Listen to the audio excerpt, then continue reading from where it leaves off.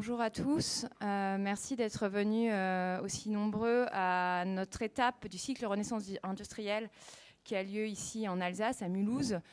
Nous sommes très contents d'avoir pu co-organiser cet événement avec la Société industrielle mulhousienne et son président Luc Gaillet, à qui je vais bientôt passer la parole.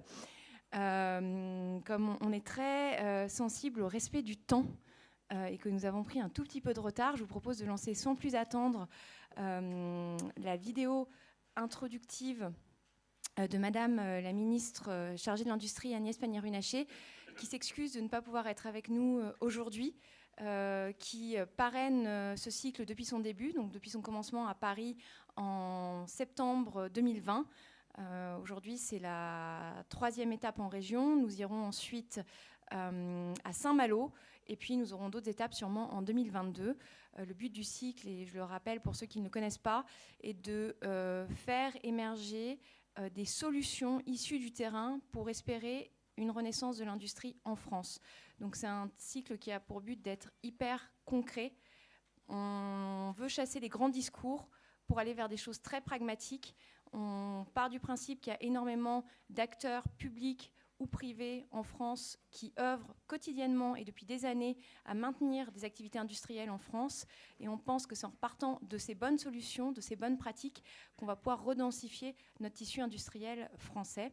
Et donc on aura aujourd'hui un certain nombre d'experts qui vont venir nous partager leurs idées, leurs recettes et leurs convictions sur le sujet et surtout leurs belles réussites. Donc sans plus attendre, je lance la vidéo de Madame Pannier-Runacher.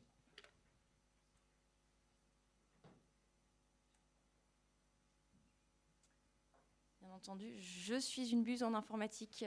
Bonjour à toutes, bonjour à tous. Je ne peux malheureusement pas être parmi vous ce jour, mais je tenais à adresser ce message. Je veux d'abord vous remercier pour votre présence à ce colloque organisé par la Société d'encouragement pour l'industrie nationale. C'est déjà la 4e étape du cycle 2020-2021. Et après l'économie circulaire, les compétences et l'environnement, la société a choisi de réfléchir avec vous au thème de la transition de nos entreprises vers l'industrie du futur. L'industrie du futur, c'est la transformation profonde de notre appareil productif pour le rendre plus moderne et plus innovant. Il s'agit d'aller plus loin que la robotisation et l'automatisation des lignes de production, pour y ajouter de l'intelligence artificielle, des objets connectés, des nouvelles technologies numériques soutenues par le cloud et bientôt la 5G.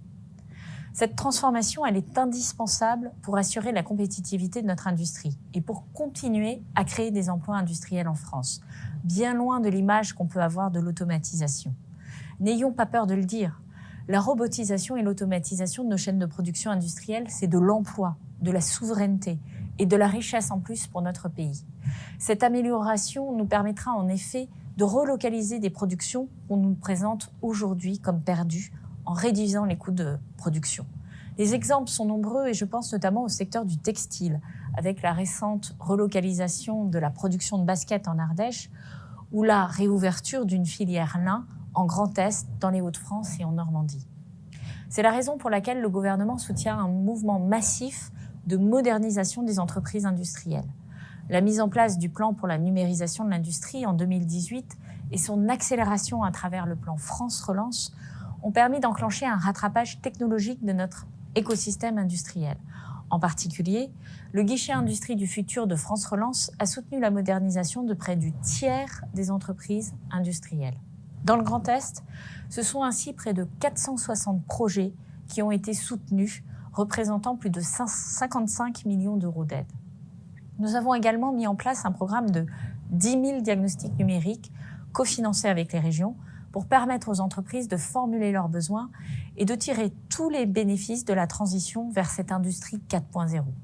Dans votre région, près de 400 entreprises en ont d'ores et déjà bénéficié et je vous invite à continuer à mobiliser ce dispositif essentiel à l'appropriation des nouvelles technologies par des petites et moyennes entreprises et des entreprises de taille intermédiaire industrielle. Enfin, nous avons lancé un appel à projets qui vise à identifier des plateformes d'accélération vers l'industrie du futur, dont j'annoncerai les résultats en novembre. Nous voulons ainsi proposer aux entreprises la réalisation de tests et d'essais permettant de tester concrètement avec un coût abordable et un accompagnement en conseil des solutions de machines intelligentes. Lors de mes échanges avec les industriels sur le terrain, j'ai constaté un réel engouement pour l'achat de technologies, telles que des robots, des cobots, des machines à fabrication additive, ou encore la mise en place de réseaux de capteurs et de logiciels de conception. Cela témoigne de la volonté des entreprises françaises de s'installer dans la compétition internationale de demain. Pour que ces entreprises puissent se fournir en France, nous avons mis en visibilité les acteurs de la filière d'offreurs de solutions français et nous les accompagnons pour développer ensemble de nouvelles solutions pour les industriels. C'est clé pour notre compétitivité, c'est clé pour notre souveraineté. Pour accélérer dans cette direction, le président de la République a annoncé il y a quelques jours que le plan d'investissement France 2030 consacrera 800 millions d'euros aux machines intelligentes. Un premier bloc de 400 millions d'euros va permettre d'accélérer les projets des entreprises qui proposent en France des solutions pour l'industrie du futur. Nous avons lancé un appel à manifestation d'intérêt le 29 octobre dernier en ce sens. Un second bloc du même montant accompagnera la transformation de sites industriels pour les équiper en machines intelligentes.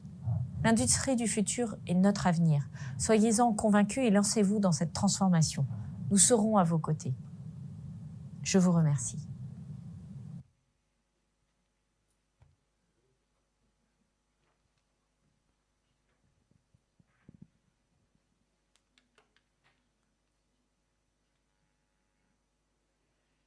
J'en profite aussi. J'enlève mon masque à chaque fois. J'en profite aussi pour remercier la région Grand Est qui nous accueille aujourd'hui. Et je passe la parole à monsieur Luc Gaillet, président de la Société industrielle de Mulhouse, et pas mulhousienne, comme je l'ai dit avec beaucoup de lourdeur il y a 30 secondes. Merci beaucoup. Bien. Bon, je vais raccourcir un petit peu parce que sinon ça ne va pas contribuer à la durée de la matinée. Merci d'être venus aussi nombreux et c'est un vrai plaisir de vous accueillir dans l'hémicycle de l'FUS. D'abord parce que nous allons découvrir comment cette salle, qui sera inaugurée officiellement le 29 novembre prochain, remplit sa mission, faciliter les échanges entre les participants. Et surtout parce que la Société d'encouragement pour l'industrie nationale, notre aînée de 25 ans, 1801-1826, a choisi la CIM pour l'étape Grand Est de son cycle Renaissance industrielle. Ce cycle se déroule en écho avec notre volonté de développer l'intelligence collective.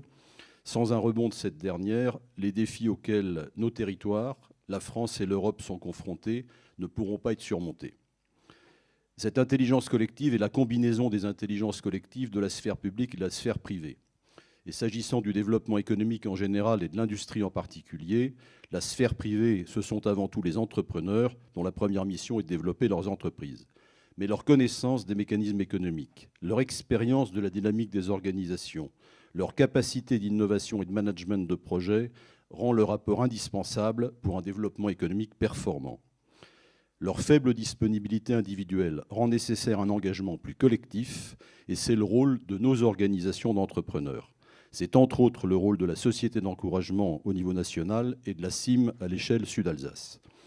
Et je reprenais une définition de la société civile de Michel Vivorca, des personnes témoignant d'une volonté et d'une capacité d'action collective susceptible de peser sur le fonctionnement et les transformations du pays. Si je reviens à l'échelle locale, c'est en particulier Campus Industrie 4.0, auquel beaucoup d'entre vous participent et dont Laurent Riche dira certainement un mot en conclusion. Alors je vais sauter un gros paragraphe sur les échelles de temps et de géographie que je vous livrerai à l'occasion pour parler plus particulièrement de nos tables rondes.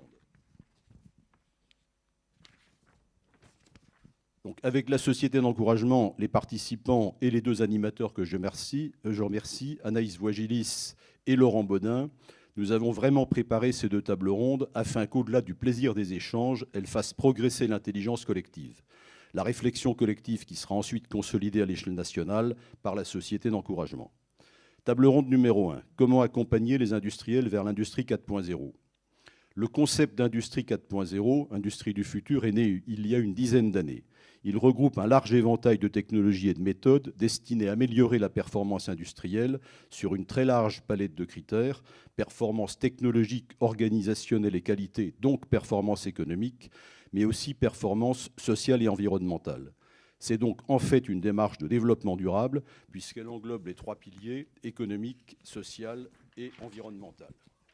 L'éventail d'actions est extrêmement large. L'Alliance Industrie du Futur a identifié environ 80 briques technologiques dont vous pourrez découvrir l'état de l'art, non pas ce matin, mais dans très peu de temps ici à Mulhouse, lors du salon BI 4.0 au Parc Expo les 30 novembre et 1er décembre. C'est le deuxième plus gros salon sur l'industrie du futur en France.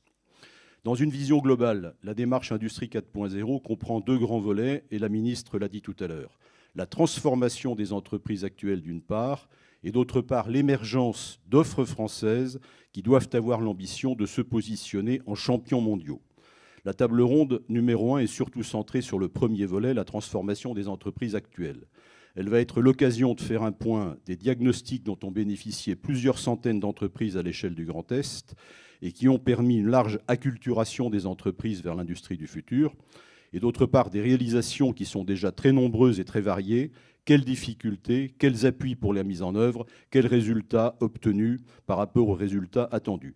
Ce point permettra de tracer quelques perspectives fortes à un horizon de 3 à 5 ans. Concernant la table ronde numéro 2, comment développer une coopération transfrontalière par le biais des filières. Nous sommes un territoire frontalier, frontalier, et les réflexions dans nos territoires, les réflexions sur le développement économique territorial ne peuvent se limiter aux deux leviers d'emploi usuels sur les territoires, qui sont le développement pour l'industrie, le développement endogène et le développement exogène. Alors tous ne sont peut-être pas parfaitement au courant de ces catégories, c'est assez facile à comprendre, je ne vais pas le développer, faute de temps à l'instant. Mais donc développement endogène, développement exogène. En plus, dans les territoires frontaliers, il y a les travailleurs frontaliers. Dans la situation d'emploi actuelle, qui n'est pas brillante, qui est meilleure que ce que l'on craignait avant Covid, au cours de la crise, mais qui n'est quand même pas brillante intrinsèquement, même si de nombreux métiers sont en tension, nous sommes loin d'un niveau d'emploi satisfaisant et nous devons donc continuer à agir sur les trois leviers. Mais il y a un ordre entre eux et la priorité doit être donnée au développement endogène, qui génère localement le maximum de valeur et dont les fonctions de décision restent sur le territoire. L'analyse montre que les écosystèmes locaux permettent le plus de création locale de valeur, et vous en avez un exemple juste à côté de nous, qui est le cluster Life Science de Bâle, qui est aujourd'hui un exemple exceptionnel, avec qui est l'un des 2 ou 3 principaux, sinon le principal cluster Life Science au monde, et on ne le retient pas suffisamment souvent, 2 des 5 premières capitalisations boursières européennes, Roche et Novartis, qui sont respectivement 3e et 4e capitalisation boursière européenne. L'exemple de Bâle doit nous inspirer en renforçant nos écosystèmes et en développant de nouveaux écosystèmes dans des opportunités de la 4e révolution industrielle.